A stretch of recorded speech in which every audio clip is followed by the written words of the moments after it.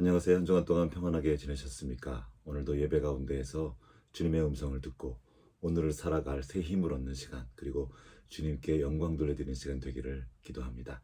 함께 사도신경 하심으로 6월 14일 수요 예배 시작하겠습니다. 나는 전능하신 아버지 하나님 천지의 창조주를 믿습니다. 나는 그의 유일하신 아들 우리 주 예수 그리스도를 믿습니다.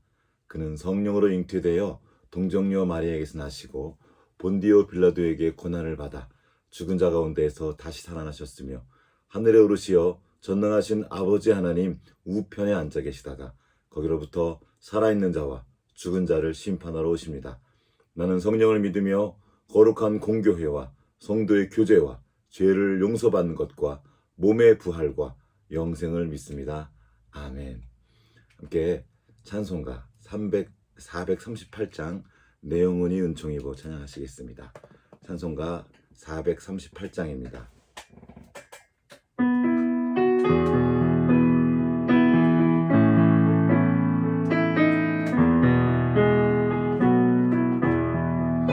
내 영혼이 은총입어 중한 죄짐 벗고 보니 슬픈 마음 이 세상도 천국으로 화도다. 할렐루야 찬양하세. 내 모든 죄 사함받고 주 예수와 동행하리. 그 어디나 하늘나라 주의 얼굴 뵙기 전에 멀리 뵈던 하늘나라 내 주 예수 모신 곳이 그 어디나 하늘나라. 할렐루야 찬양하세. 내 모든 죄 사함받고 주 예수와 동행하리. 그 어디나 하늘나라 높은 산이 거친 들이 초막이나 궁궐이나 내 주 예수 모신 곳이 그 어디나 하늘나라. 할렐루야 찬양하세. 내 모든 죄 사함받고 주 예수와 동행하리. 그 어디나 하늘나라 주 예수와 동행하리. 그 어디나 하늘나라.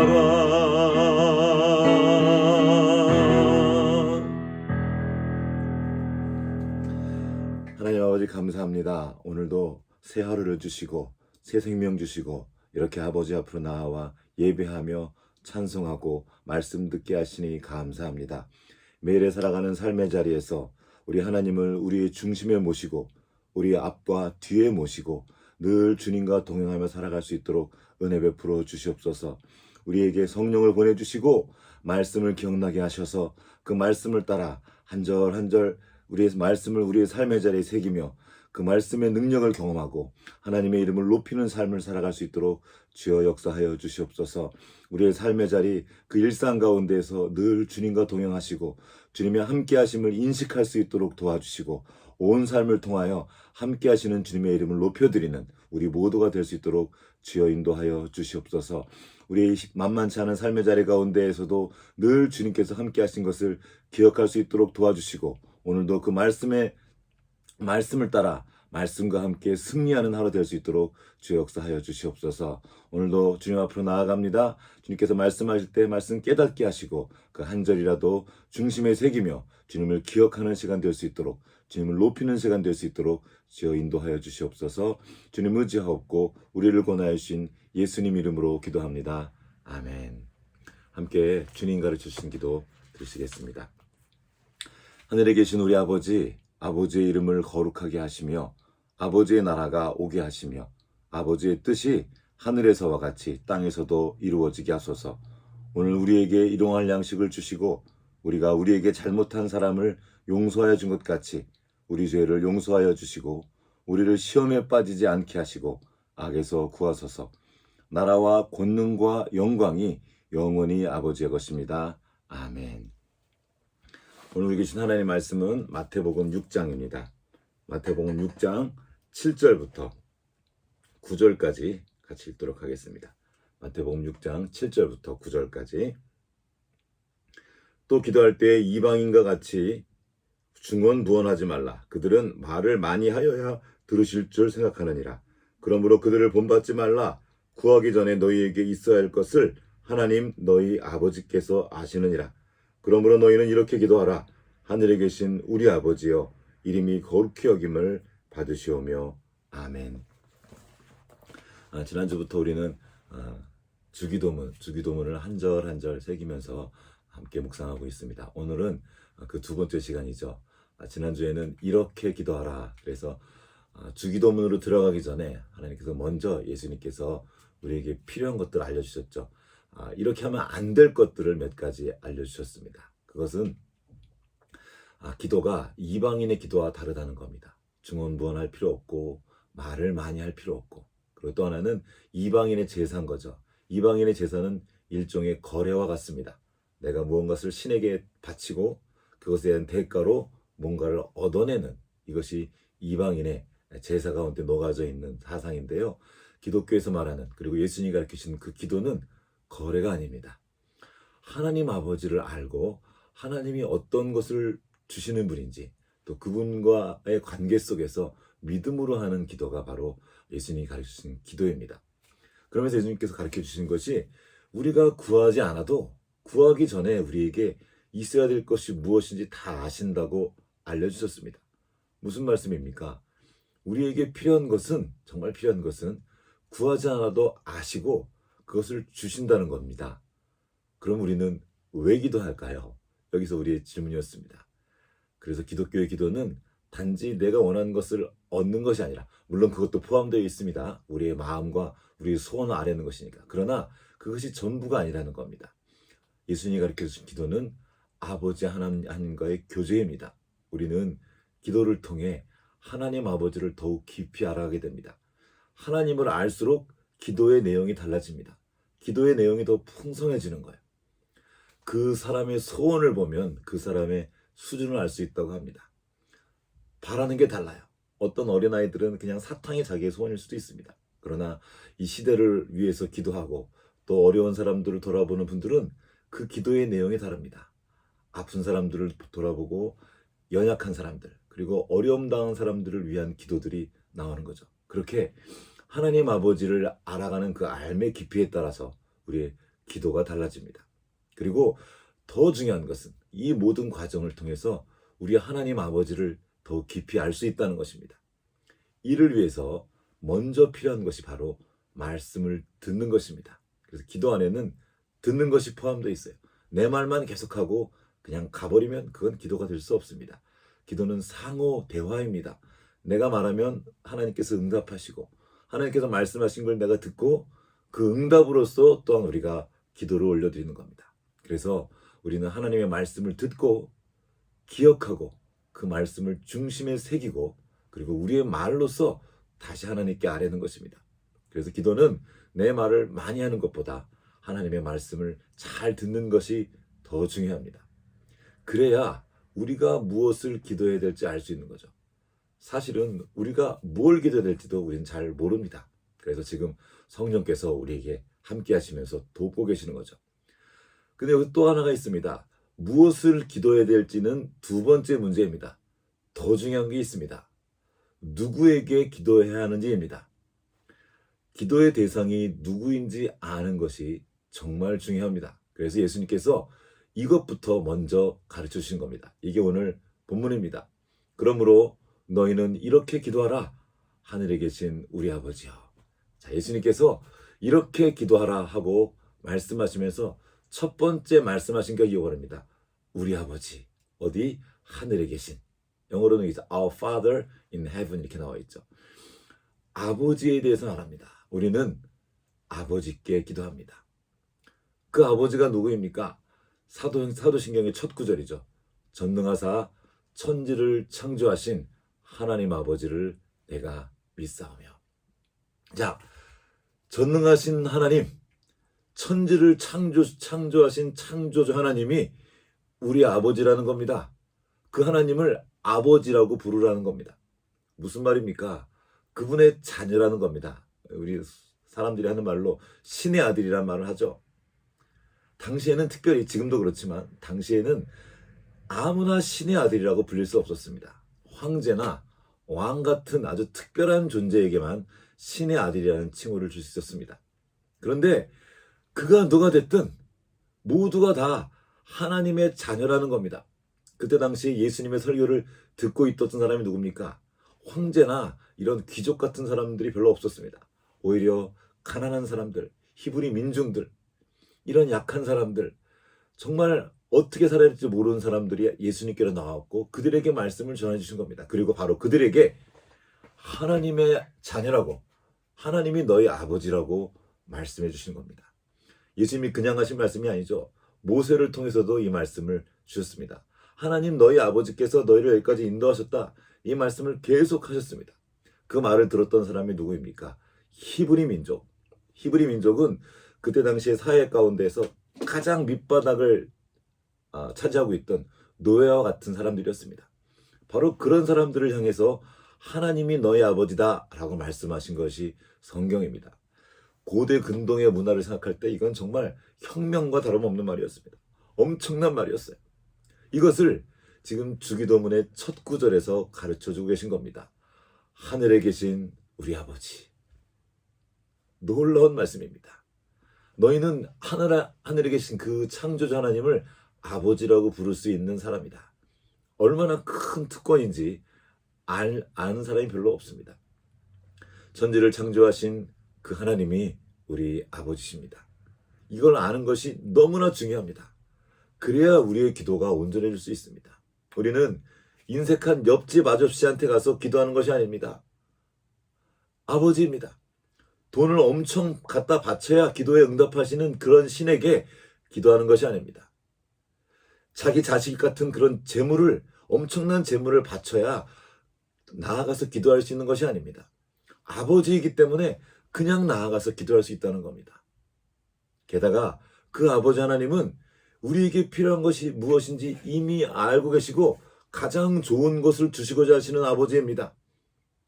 우리가 부족하고 모자라도 심지어 아버지께 죄를 지은 아들이라도 우리를 사랑하시며 우리에게 더 좋은 것을 주시기를 기뻐하는 아버지께 기도하는 것입니다. 왜입니까? 그분이 우리 아버지신 거예요. 그분이 우리를 낳으신 겁니다. 이 표현을 여러 번 하셨어요. 내가 너를 낳았다.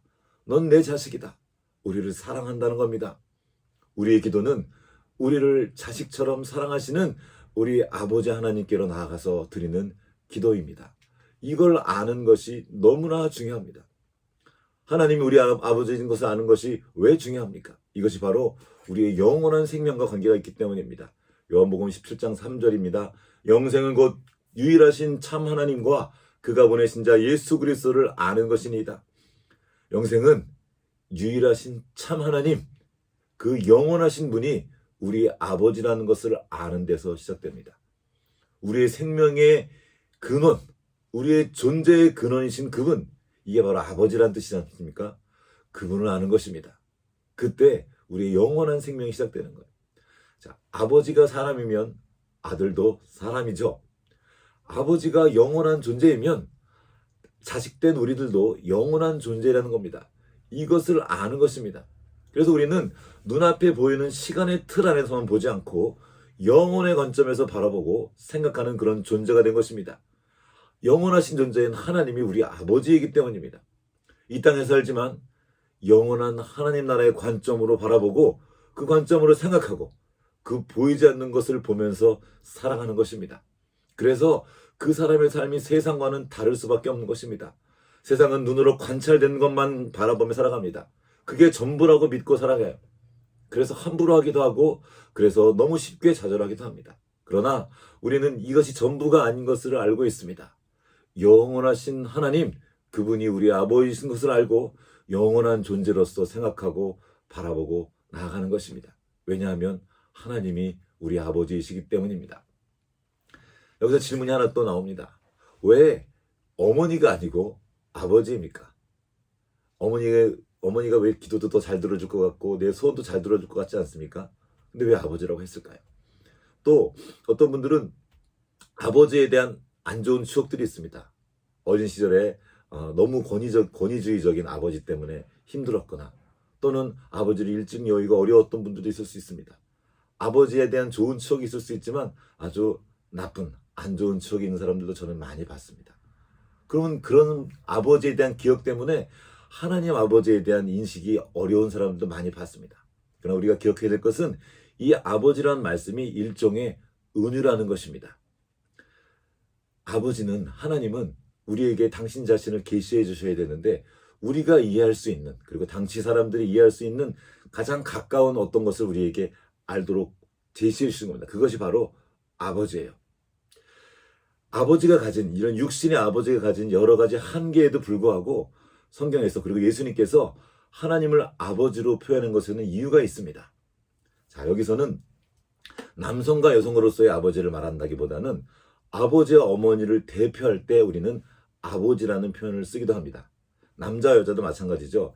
그 미국의 독립선언서에서 보면 the man이라는 표현을 합니다. 우리는 그 the man을 남자라고 해석하지 않고 인류 모든 사람을 지칭할 때 그 the man이라는 표현을 씁니다. 그것처럼 어머니와 아버지를 대표할 때 아버지라는 표현을 쓰기도 합니다.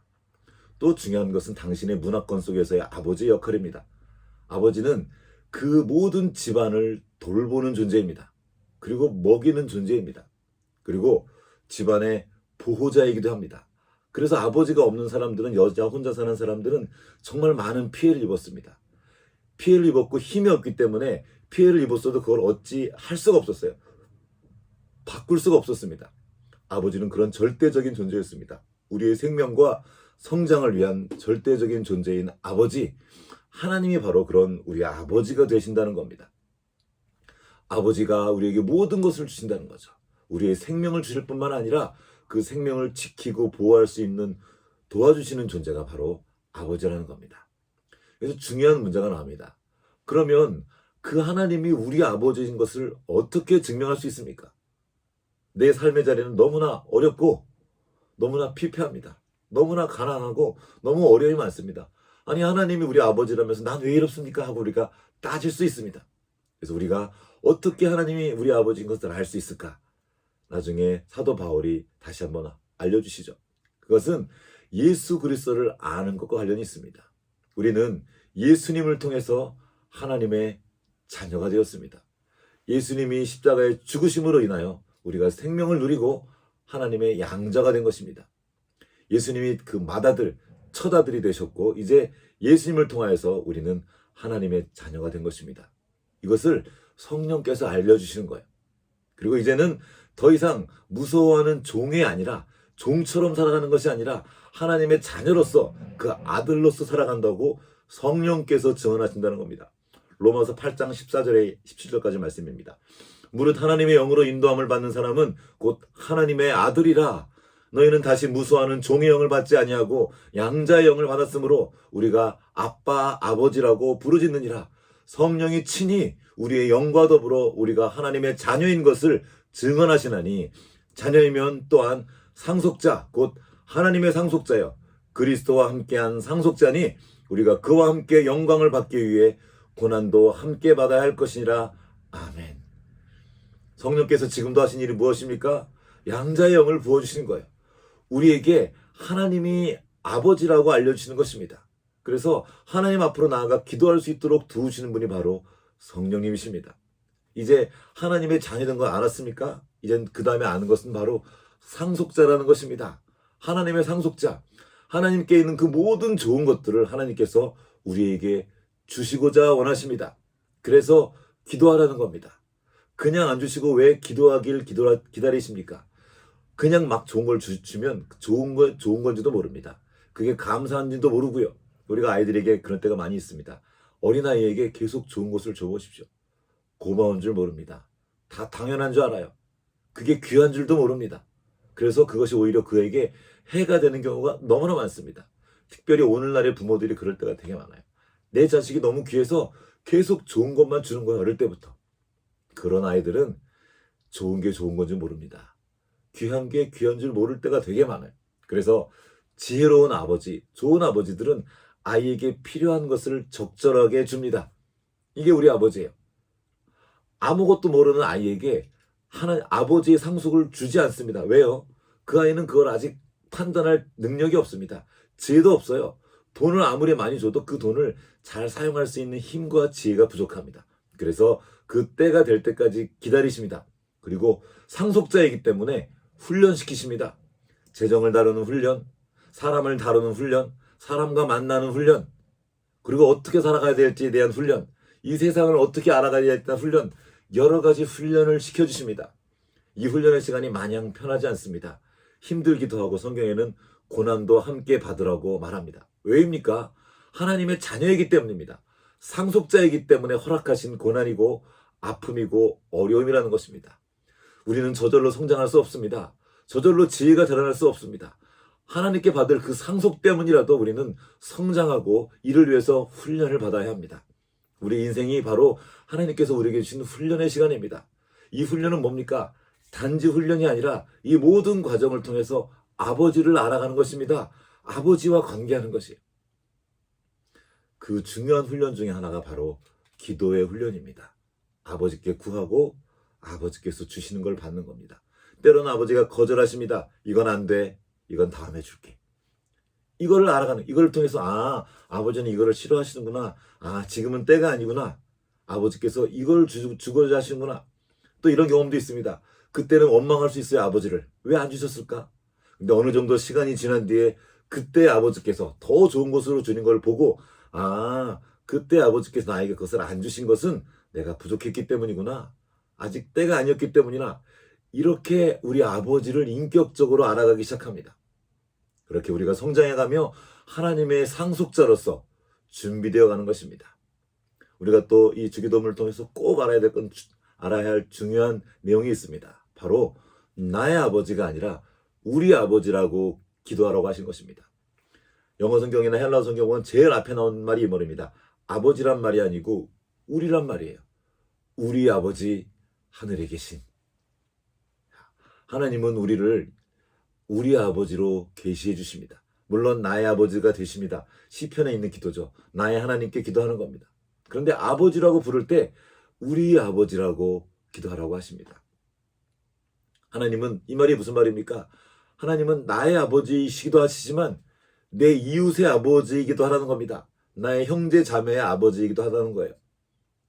내게 잘해주는 사람의 아버지이기도 하지만 그렇지 못한 사람의 아버지이기도 합니다. 나에게 못되게 하는 사람, 하나님은 그 사람의 아버지이기도 합니다. 하나님은 의인의 아버지이기도 하시지만 악인의 아버지이기도 하십니다. 그래서 마태복음 5장에 바로 위에 이 말씀이 있는 거예요. 하나님은 악인과 의인에게 다 햇빛을 비춰주신다. 다 비를 내려주신다. 왜 악인에게도 비를 내려주십니까? 왜 악인에게도 햇빛을 비춰주십니까? 자녀이기 때문입니다. 내 아들이니까.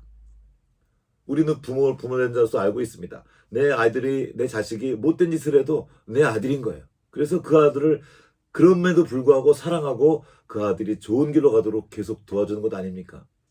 이것이 바로 우리 하나님 아버지의 마음입니다. 하나님은 모든 사람의 아버지입니다. 모든 사람은 하나님의 형상을 따라 지음받은 존귀하고 존엄한 존재입니다. 소중한 존재라는 겁니다. 다른 종교인들도 마찬가지입니다. 교회 안 다녀도 그는 하나님의 자녀입니다. 하나님의 품 안에 있는 존재라는 거예요. 그래서 우리가 그분들에게 나아가서 알려주는 것 아닙니까? 이보세요. 하나님이 당신의 아버지이십니다. 온 우주 만물을 지으신 하나님이 당신의 아버지인 것을 아십시오 하고 우리가 그들에게 이 복음을 전하는 것 아닙니까? 그가 누가 됐든 이슬람교인이든 불교인이든 다른 어떤 종교인이든 하나님을 없다 하는 사람이든 그리고 하나님을 대적해서 계속 못되게 구는 그런 사람이라도 결국에는 하나님의 자녀인 것. 이같이 한즉 하늘에 계신 너희 아버지의 아들이 되리니 이는 하나님이 그 해를 악인과 선인에게 비추시며 비를 의로운 자와 불의한 자에게 내려주십니다. 하나님께서 왜 우리에게 원수를 사랑하며 그를 위해 기도를 하고 나왔습니까? 바로 위에 있는 거거든요. 이게 마태복음 5장에. 왜냐하면 그들도 하나님의 자녀이기 때문입니다. 하나님께서 왜 이웃을 돌아보라고 하십니까? 왜 약한 사람을 돌아보라고 하십니까? 그들도 하나님의 자녀인 거라는 거예요. 너희가 형제요 자매라는 것입니다. 특히 요즘에 왕따라는 개념이 많았습니다. 왕따시키는 거예요. 자기의 마음에 들지 않는다고 밀쳐내거나 자기와 성격이 다르다고 밀쳐내거나 다 같이 마음을 합쳐서 그 아이를 괴롭히는 거예요. 이거 하지 말라는 겁니다. 예전에는 깍두기라는 개념이 있었습니다. 우리 놀 때 이도 저도 안 친 사람 이렇게 남는 사람이 하나 남으면 특별히 어린아이가 남죠. 그러면 깍두기를 시켜줘요. 우리 안으로 들어오게 하는 겁니다. 깍두기가 돼서 함께 게임을 하잖아요. 그러면 깍두기에는 특권이 있습니다. 승리의 기쁨은 나누지만 실패의 책임은 묻지 않습니다. 그냥 함께 놀자는 겁니다. 이게 저는 이 주기도문의 정신과 다 있다고 생각합니다. 우리 편이라는 거예요. 우리가 한 아버지의 아들이라는 것입니다. 여러분, 이 주기도문이 놀라운 것은 이 주기도문 안에 하나님이라는 말이 단 한 번도 나오지 않는다는 겁니다. 전부 아버지라고 말해요. 이 주기도문은 기독교인들에게만 주신 책이 아닙니다. 그런 기도문이 아니에요. 모든 인류에게 주신 하나님 아버지의 놀라운 선물입니다. 천지 만물을 주신 하나님이 우리의 존재의 근원이라는 겁니다. 우리의 아버지라는 거예요. 그 하나님의 형상을 따라 지음받은 놀라운 존재가 사람이니 그 존재에 합당하게 살아가는 겁니다. 존귀한 자니 존귀하게 살아가라. 너는 존엄한 존재다. 그러므로 막 살지 말아라. 그렇게 더럽게 살지 말고 거룩하게 살아라. 왜? 너의 아버지 하나님이 천지의 창조주이시다. 그분이 거룩하신 분이므로 너도 거룩하게 살라는 거예요. 이것을 알려주신 겁니다. 우리가 모르니까 당신의 아들 된 예수 그리스도를 우리 가운데 보내주셔서 사람이 어떤 존재인지 보여주신 겁니다. 야, 너 사람이 어떤 존재인 줄 알아? 그렇게 막 살 수 있는 존재가 아니야. 그렇게 함부로 말하면 안 돼. 이렇게 말하는 거야 하고 예수님을 보내주신 겁니다. 사람이 어떤 존재인 줄 아니? 왕 같은 제사장이야. 어떤 존재입니까? 하나님 아버지의 편에 서서 사람들을 축복하는 존재입니다. 그게 제사장이에요.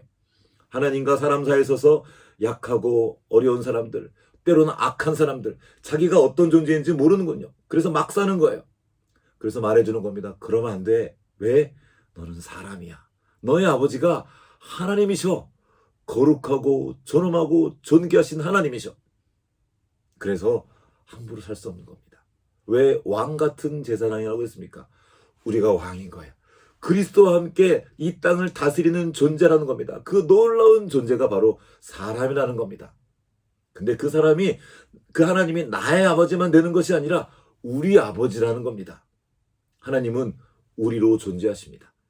태초에 창세기에 나와 있죠. 나의 형상을 따라 그렇게 말씀하시지 않고 우리의 형상을 따라, 우리의 모양을 따라 사람을 만들자. 하나님은 우리로 존재하십니다. 이것이 바로 삼위일체의 비밀입니다. 우리도 우리로 존재하는 거예요. 공동체로서 예수 그리스도의 몸으로서 존재하는 겁니다. 예수 그리스도가 우리의 머리이고 우리는 그분의 손과 발로서 존재하는 겁니다. 우리로 존재하는 거예요.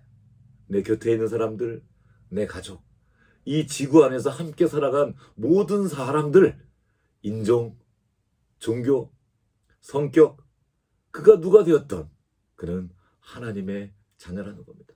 하나님은 이 주기도문을 우리에게 선물로 주신 거예요. 하늘에 계신 우리 아버지여 하고 기도하는 모든 사람들은 이제 그 마음이 넓어진, 그 넓은 품 안에서 있는 겁니다. 지금 기독교가 오해를 받고 있어요. 너무나 편협한 거 아닌가?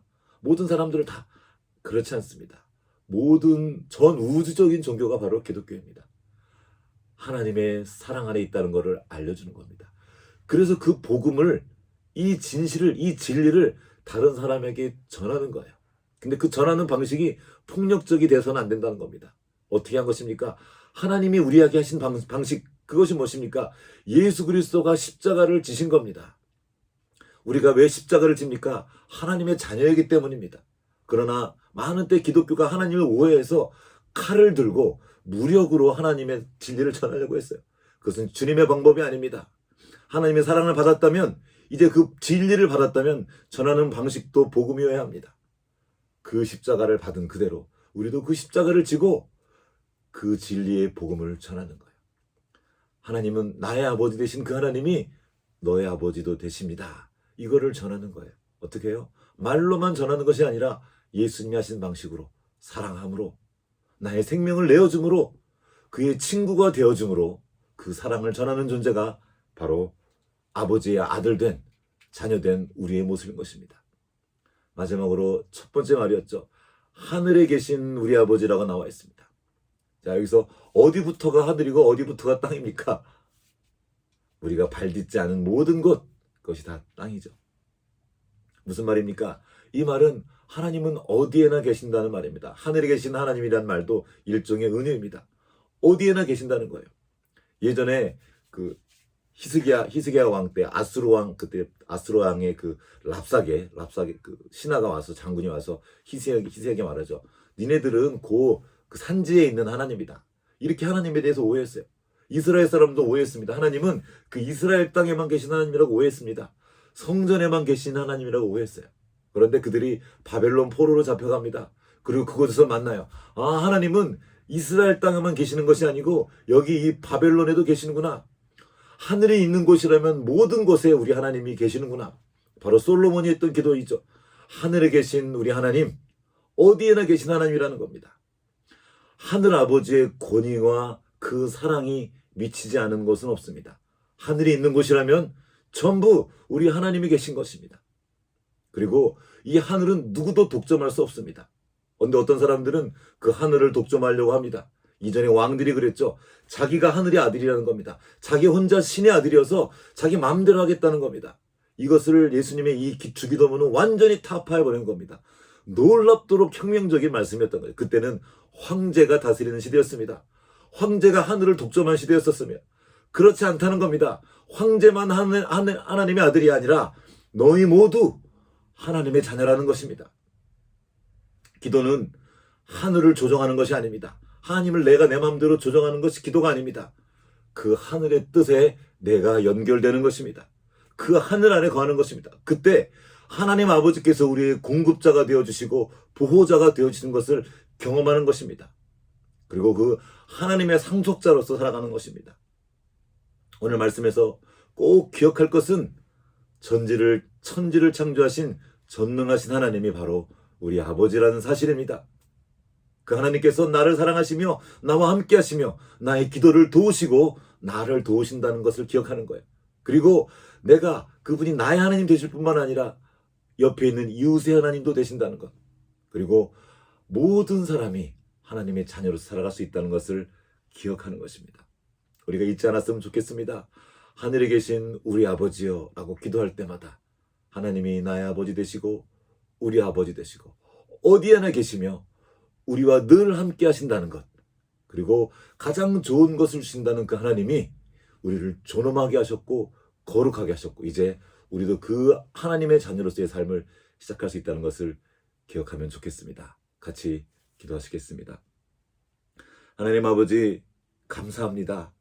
우리에게 예수 그리스도를 보내주시고 예수님을 통하여서 하나님이 우리의 아버지 되신 것을 다시 기억할 수 있도록 알려주셔서 감사합니다. 예수 그리스도의 십자가를 통하여서 우리를 당신의 자녀 삼아주시고 성령을 보내주셔서 하나님이 우리 아버지인 것을 알게 하시고 증언하여 주셔서 감사합니다. 이제 또한 우리가 하나님의 자녀일 뿐만 아니라 하나님의 상속자인 것을 배웠습니다. 하나님의 상속자이기에 그에 필요한 훈련과 고난의 시간도 허락하신 것을 배웠습니다. 그리고 하나님의 자녀이기에 거룩하고 존엄하게 살아가야 할 것도 배웠습니다. 그리고 또한 하나님이 나의 아버지인 것 같이 똑같이 나의 이웃의 아버지, 그리고 어려운 사람, 어려움 당한 사람의 아버지, 심지어 나의 원수의 아버지인 것도 배웠습니다. 아버지 하나님, 이제 하나님의 자녀답게, 하나님의 자녀인 것을 아는 사람답게, 그 진리 안에 있는 사람답게 살아갈 수 있도록 주여 도우시고 인도하여 주시옵소서. 지금은 교회의 머리 되신 우리 구주 예수 그리스도의 은혜와 하나님 아버지의 크신 사랑하심과 성령의 교통하심이 예수 그리스도를 통하여서 하나님의 자녀된 여기 모인 모든 주님의 자녀들 가운데 이제로부터 영원토록 함께 하시옵기를 간절히 축원하옵나이다. 아멘.